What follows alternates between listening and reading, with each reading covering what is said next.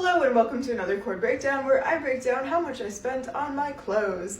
Let's get into it. This skirt is from Meta. I believe it's called Happy Balloon. It has little ducks on it. It's balloons. It's from my cousin that I bought off of them. I love them. This sweater I thrifted. I don't remember how much it was. It was probably like $2 or $3 because that's like the max I'll spend on an item when I go thrifting. This is a blouse I got off of LaceMarket in a bundle and I love it. I have the same one in pink. These socks were actually a Christmas present from my mom. She got them from Torrid. She was so excited because we both have like, she's like a US 12, I'm a US 10. She was so excited when she found like socks that actually fit like big feet, long legs. So they're so comfy. They're amazing. Highly recommend. These shoes are from 42 Lolita. I don't remember what brand they are.